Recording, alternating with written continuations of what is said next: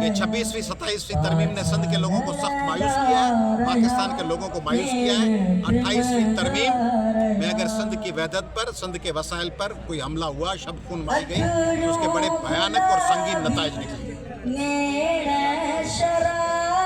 जेका 6वीं तरमीम आई, जेका 27वीं तरमीम आई, उन जो बुनियादी मकसद हो पाकिस्तान में अदलिया के कमज़ोर करण, असेंबलिन के कमज़ोर करण, सूबन के कमज़ोर करण।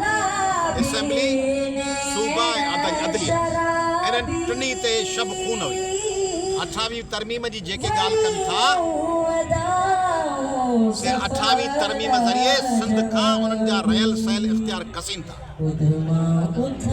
ताज़ो आसिफ अली ज़रदारी मुलाक़ात कई आहे दहशतगर्द टोलनि जे नुमाइंदनि सां, ऐं असांजे ॼाण में आयो आहे त उन्हनि खे वज़ारतूं अछियूं अथसि।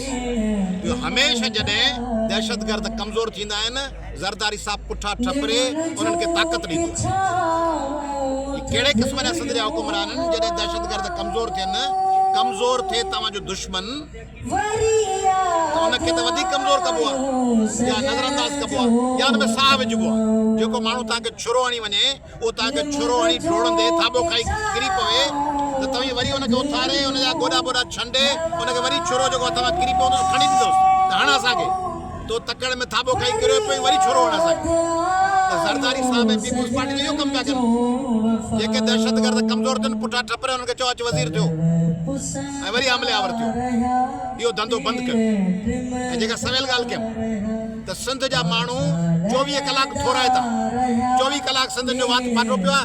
असीं शुक्रगुज़ार आहियूं वॾेरे फलाणे जा, MNA फलाणे जा, MP फलाणे जा, सेठ फलाणे जा, सेनेटर फलाणे जा।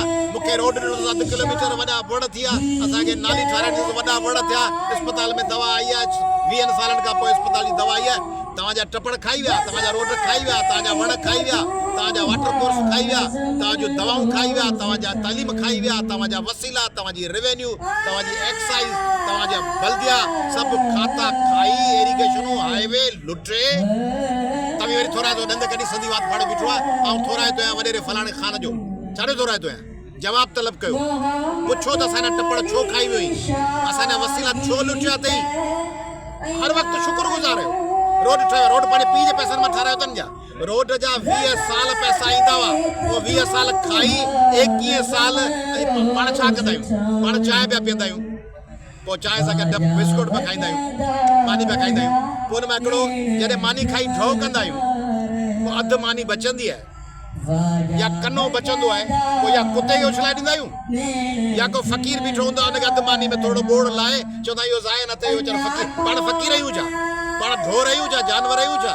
जो 20 साल टपड़ खाई, 20 साल सभु असांजूं बजटूं खाई, 21 साल वरी चंद दवाऊं, चंद किताब, चंद अधे एकड़ या 1 किलोमीटर रोड ठाहे, पोइ तव्हां खां वरी मुबारकूं वठनि, त वरी शाबसूं ॾियनि। छाॾियूं शाबसूं?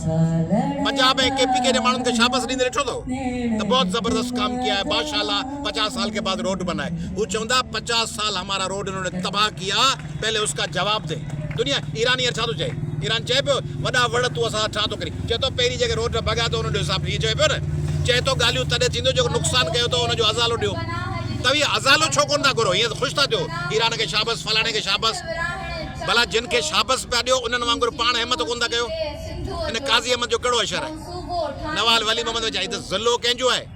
बादशाहनि जो ज़िलो आहे। कहिड़ी वॾी यूनिवर्सिटी आहे? काज़ी अहमद में आहे का? टेक्निकल कोई वॾो इदारो आहे? नवाब वली मोहम्मद में सकरंड में भींग पई वाका करे, तव्हीं पिया ख़ुशि थियो, टिपाए वेठा ॾियो। अस्पताल खणी वञ बाबा हिनखे हैदराबाद, खणी वञ बाबा हिनखे कराची। कराची हैदराबाद छो खणी वञो? हिते अस्पताल छो कोन्हे वॾी? छो कोन्हे वॾी अस्पताल?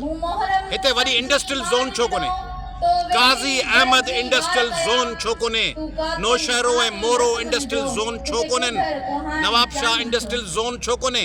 हिते बहरिया वारनि खे हाणे ज़मीनूं ॾियण लाइ तयारु आहियो, सनअतूं लॻाइण लाइ तयारु कोन आहियो। सॼी सिंध में हिकिड़ी सनअत वॾी लॻाई हुजनि। हिननि वटि सनअत माना शुगर मिल, जंहिंमां माल लुटीनि। ॿियूं सनअतूं किथे आहिनि? मोटरसाइकिल सनअतूं, गाॾियुनि जूं सनअतूं, पखनि जूं, बिजलीअ जे सामान जूं, रांदियुनि जे सामान जूं, फार्मास्यूटिकल जूं, दवाउनि जूं, उहे सनअतूं किथे आहिनि? उहे सनतूं छो कोन्हनि हिते? ऑपरेशन में जेके इक्विपमेंट्स यूज़ थींदा आहिनि, सर्जिकल इंस्ट्रूमेंट्स, उन्हनि जूं सनतूं किथे आहिनि?